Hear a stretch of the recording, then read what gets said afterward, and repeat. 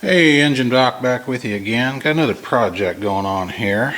I've got a old wheel horse here that I'm doing some work on, and the engine was wore out. Matter of fact, the other owner had let it run out of oil, so I'm rebuilding that engine, doing a major. And while I've got it apart here, I'm just going to clean the chassis up, and the tractor's in pretty good shape. The steering gear is nice and tight on it and everything, and I don't see a lot wore out except the front spindles. I've got those apart, got them off the tractor, and they are worn out. Let me show you what we've got here and how we're going to fix it. Set you up on a tripod there, keep you from shaking around too much. Here's what we've got. The wheel, the actual wheel, goes on here, and the wheel bearings run here. And as you can see, that is grooved out very badly. And then this goes up in the spindle, and this is worn very badly. You may not be able to see it on camera, but it's several thousandths of an inch worn there. Well, you take all that combined, and this front end was in really bad shape. And what I mean by bad shape is it had lots of negative camber. In other words, this spindle goes up in here like this, and it was worn to the point, well, I don't know if you can see it on the camera or not, but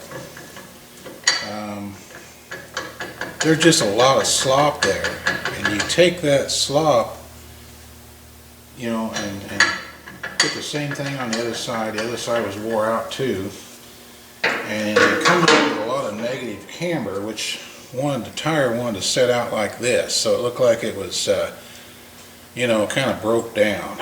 And so I'm going to correct that. I'm going to try to actually have a little bit of positive camber on these new ones, and so we're going to attempt to make some new spindles, and we're going to try to get rid of this. This is exaggerated, and come into a little bit more of this, which is also exaggerated. There's pretty straight, and so we're going to do a little camber adjustment on it, and try to get the front end back to specs, or actually a little bit better looking than specs. Here's the old spindles. Looks like this one being not painted, looks like maybe someone has replaced one before. And actually this one is not worn near as bad as the one I showed you there a while ago.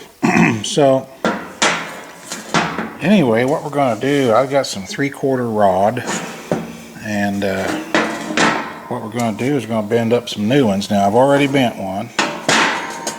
Here's the 3/4 rod that we used, and I've already bent it. And if you want to see how that's done and how I did it, stick around. I'll show you how we did that. So, could we take a piece of rod and put in the vise and slip a piece of pipe over it and heat this up red hot and just give it a bend and get our bend in there? Yeah, we could. I don't know if that's a real accurate way to get a real nice tight bend or not. I don't think it is. So here's what I come up with to make this bend. Here's some pieces I machined up. I've got some old bearings here that I found in the junk, and I just machined up some parts here, and let me show you how this goes together. I just got some spacers here. I've got a bearing. I've got another shaft that goes down through there, and sorry, I'm not holding the camera very well. But anyway, this goes over here, and then this top part goes on and sets down over those like that, and what you end up with is a roller in here, set of rollers. Let me show you what it looks like with the rod in there. So what we do is we take the rod and slip it in there, and that allows us to push down here and make that bend, and make a nice tight bend. And when we get done, here's what we've got. Here's the type of bend that we end up with. Nice tight bend and fairly precision. It's very controllable as to the angle that you get to. And I just located the bend area here. I just took a grinder and ground that, so when that's red hot I can still see where my mark is. And after I get it red hot and get it into the fixture, this hole allows me to stick the torch in here and keep it hot while I make the bend. I stick a torch in there and keep that cherry red and push the bend into it. So moving over here to the hydraulic press, I've made a fixture here that goes on the ram, and then I made a punch to go in here, and I don't know if we can see that or not. There is a bevel ground on there to go right down into that bend, and in the fixture it will look something like that. So that allows for a nice tight bend. So then when we get the bend close, we can bring it over here and put it in the vise like this. I can lay the old one up for comparison. Then I heat that back up, slip a piece of pipe over here, and make some adjustments to fine tune that angle of that bend to the proper camber that I want it to be at. So let's do it. I'll show you how you do this.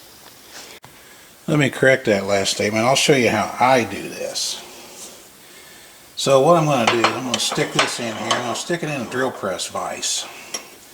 It gives it, some stability, and also keeps it together. It doesn't let it press apart. So what we're going to do, I'm going to go over here. I've got my rod ready here. I'm going to get it hot, and we're going to slip it in here. Using that grind mark, I'm going to find the center, rotate it back around this way, and push it down while it's hot. And if it cools off, I will stick the torch in there and heat it back up. Alright, got you set up over here. Let's get fired up.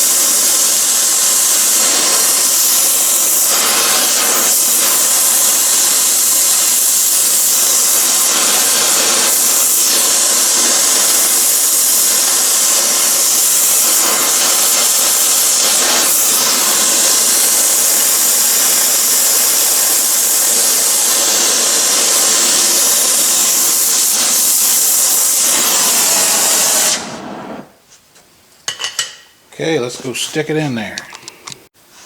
Okay, I've got it in there and it's cooled off a little bit, so let's heat it back up.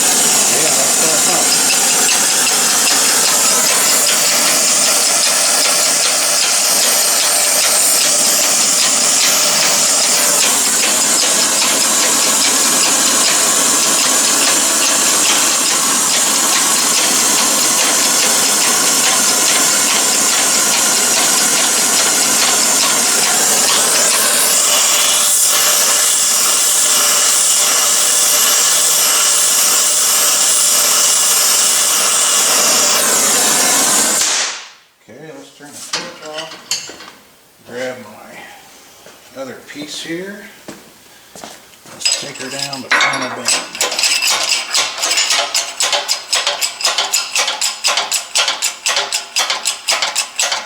Just eyeballing it here. Get it pretty close. That's not bad right there. Let's pull her up out of there.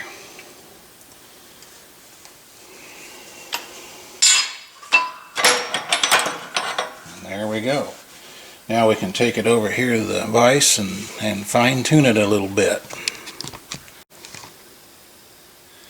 Okay, by the time I got you set up, got this in here, this cooled off a little bit. Let's heat her back up again here.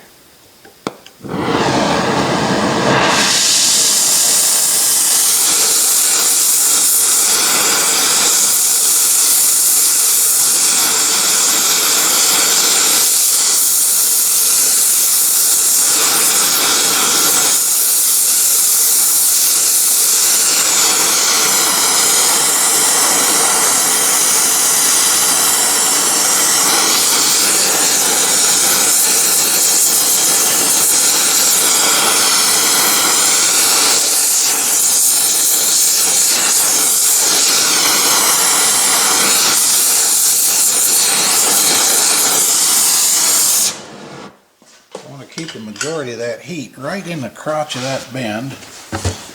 I'm going to bring my other one up here that I could bend a while ago. I'm going to match it up here and see if we can get her close. Gotta go a little more. There we go. That's pretty close. So now I've still got some matching to do on it here and some other work. I've got to make this collar on here. It's spot welded on. That stops the wheel. And then I've cut these pieces here off of some other scrap spindles I had laying around, and we got to get those welded on here. So I'll show you how we're going to mock all that up here in just a second. So anyway, here's the divot that's left by the punch, and I may fill that up with weld. I may put a gusset in there. I don't know yet. I'll get further along in the mock-up here before I decide what I'm going to do there, but I think they're going to be plenty strong enough, but we will see. Well, there's the initial mock-up. It looks pretty good so far. What I've done is I've kind of looked between the table and this part of the wheel. I've got it setting down on the table, and it's pretty close, close enough, I believe. So I think that angle is going to be good. And the whole deal with this is people forgot to grease this, and really to properly grease this you need to jack the weight up off the front end off these spindles so that the grease can go down too and get on the weight bearing surface. This weight bearing surface right here is otherwise when this is sitting down against here tight, you squeeze grease in here, it's just going to pop out the top. It's not going to grease completely. So that's the issue with these things, why they wear out, if you remember to grease them.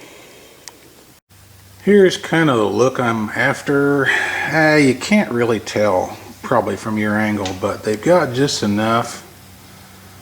They've got just enough camber that it's going to look correct. Let's look on the other side here. I don't know if you can tell much about the other side, but there, the camber looks about right. I like that. So of course I cut these long on purpose, just to make sure I had enough material. I buy this stuff by the 20-foot length, so I'm not really worried about that. I will cut this off and fit them when I get the final dimensions. And the other change I'm going to make is there's C-clips that hold the wheels on. Here's one. And also that holds the spindle in, the axle beam. And I'm going to end drill these and put bolts in there. I find that to be a lot more reliable. And put a bolt in the end, similar to some other brands. Okay, while I was in the bending business, I just went ahead and bent another pair here. So they'll be ready to go for the other tractor I've got. Machined up some rings, and these are for the wheel stops. And here's the unit all welded up. This is the wheel stop here. The wheel goes on here, and steering arms on there. Got it welded on, and I've got them marked here to saw off. And then over here in the mill, I'm set up to drill this and tap it on each end. So getting ready to do that at this point. So we'll get these drilled and tapped, and get them on there pretty soon. Okay, I didn't cut that quite straight, just cut it on the bandsaw, so let's shave that off flat.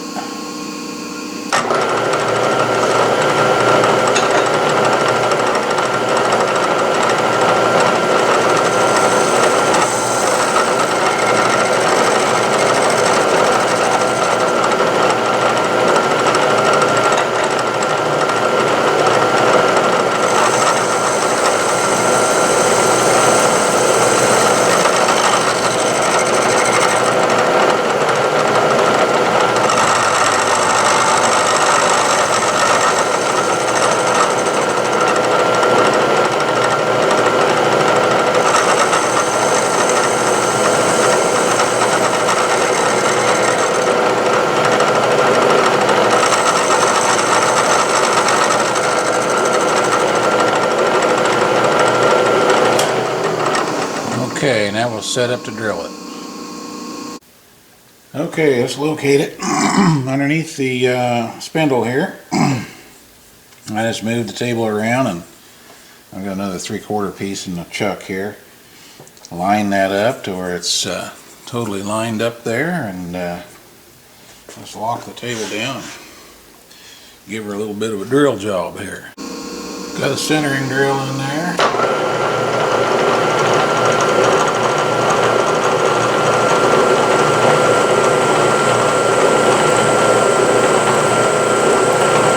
This will also test my setup here. It's not very, these clamps aren't very strong, so hopefully it won't turn on me. I'll go real easy with it.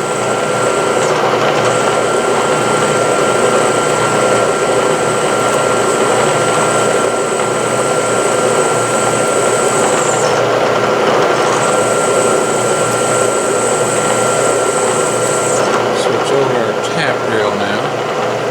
So we're tapping 3/8, 16. So the drill size for that is a 5/16.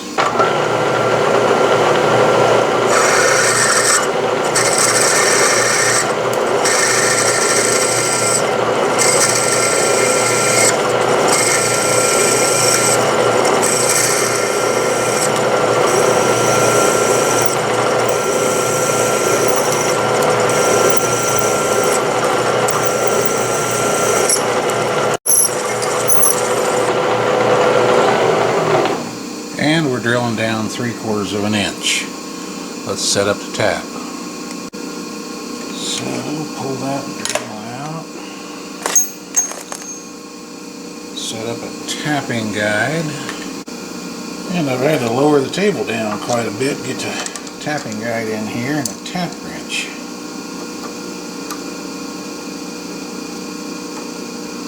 There we go.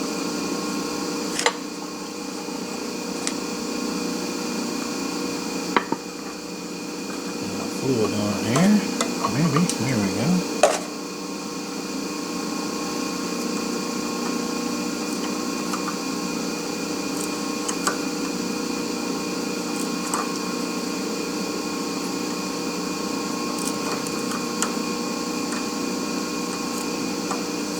And we'll continue the tap. And I actually had to change taps here. Run you in here so you can see this. This is a bottoming tap. Well, it's a tap to tap a blind hole with, let me put it that way. And it actually runs the chips out toward me here. It'll run the chips right out of the hole instead of packing them up down toward the center. If you look there, you'll see the chips coming out of the hole here. Let me see if I can get you in there to see that.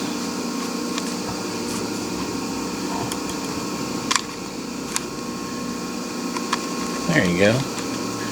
See it rolling those chips out. So you have to watch what kind of taps you buy. This is a green field, and some of them are made for tapping blind holes like that. So anyway, I'll continue with this and bring you back in a sec.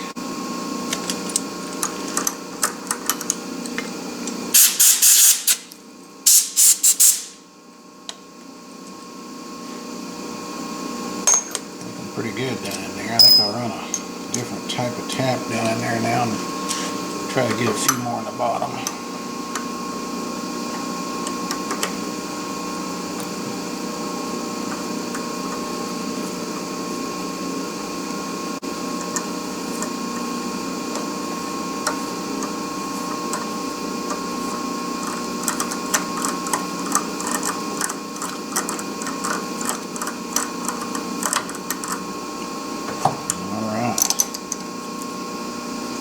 See how we did here.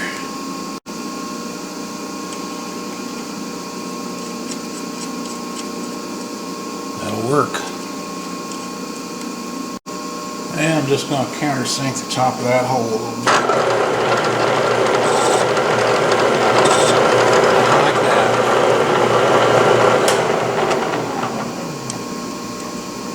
There we go. And rinse and repeat for the other, what, 3 more. Okay, I got them finished up here. So we went from old wore out parts to modified parts, and stripped off the steering arms and bent new axles, made spacers, made gussets, and welded those in there, and cut threads, sawed this off to length, able to put end bolts in it now. So I think we're good. Get them put on there. Alright, got you set up over here at the tractor, and stick that up in there. I've got to make some washers for this yet, but make a washer for that. Probably cut these bolts down a little bit shorter, and we'll slip the wheel on. We should be good to go. And there they are.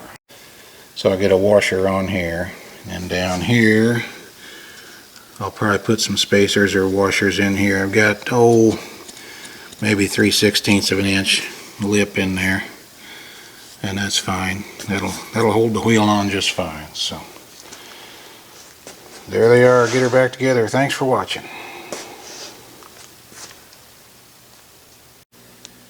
Okay, continuing on with our wheel horse front end rebuild. I took the tie rods off, and of course they're all loose, and when these things wear far enough, this ball will be able to actually slip out of that socket, and then you've got a problem.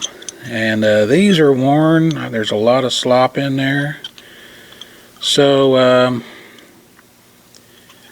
I'm going to experiment with this. Maybe you guys have been there before me, but I'm going to try some things here.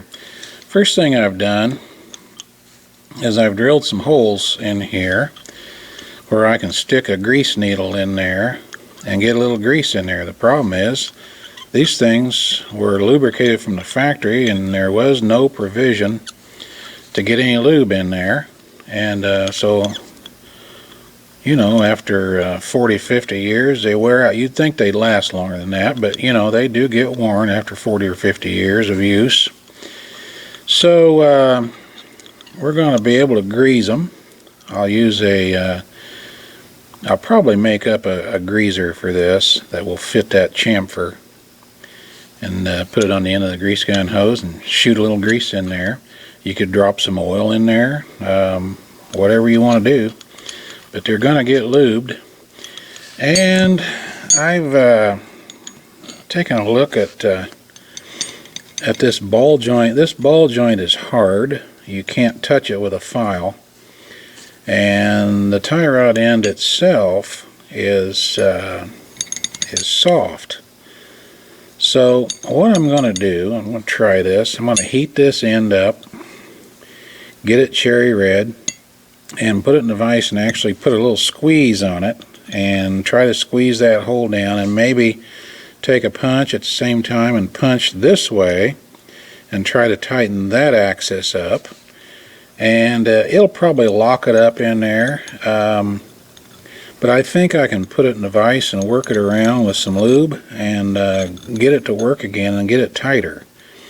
And if it doesn't work, it doesn't work. You know, I'm just going to play with it and see.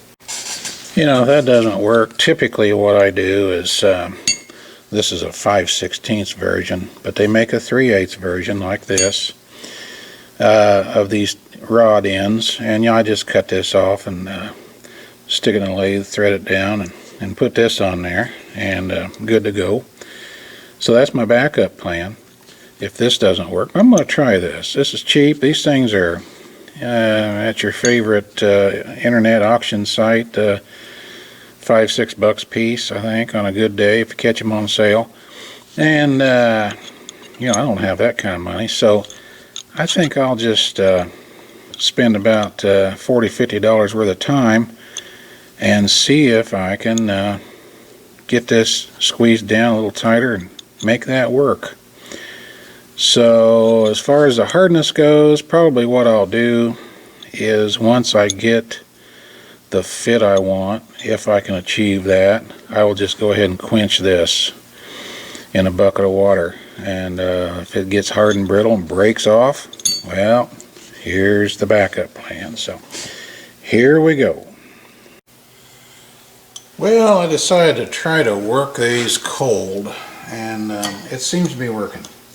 I just lay it there on the edge of the anvil and pop it a little bit, check it, and that seems to be working pretty well. And I got this this ball here. I made this a long time ago. Turned that down in the lathe and made it to where it's kind of a point, not a blunt point. That's an old hitch ball. And forged the threads down where they go in the hole there. So the hardy hole. So, you know, I can set it on top of here and kind of bang around on it a little bit, and I got them tight. I mean, they're still movable. They still move just fine, but there's no play in them now. A little bit in that one. Let me hit it one more time. But yeah, that seems to have certainly helped them. I think I'm going to go with that. I like that idea. So we'll put them back on and I got the rubber boots for them over here, and we'll see what we can come up with here. Get a little lube in them. Well, let's see if we can get the boots back on here. These boots are kind of old and cracked. They may not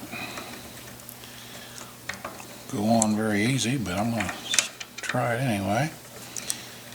And there we go. Got the boot back in place. That obviously doesn't do a heck of a lot. So I was thinking about the grease thing. Well, here you go. I think most of you guys, if you got a chainsaw, you've got one of these. This is a bar roller greaser. It's full of grease. So I think that will go right there, and if I push on that, that'll force some grease in there. It is. See it come out? There we go.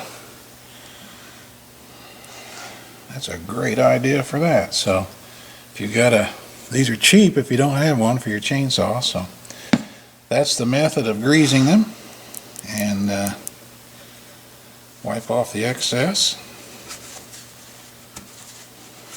I think we're good to go. Cool. Well, I broke one of the rubbers. Well, that one there is cracked. I could probably do this with that one too. But I just took some, what is this, 3/8 fuel hose, I think. I believe it was 3/8 fuel hose. Cut a little piece of it. Stuck it over there, and that's going to be the rubber boot for it. Kind of help protect it. Keep the moisture out of it a little bit. And here's the grease. Oh, there it is. Yeah.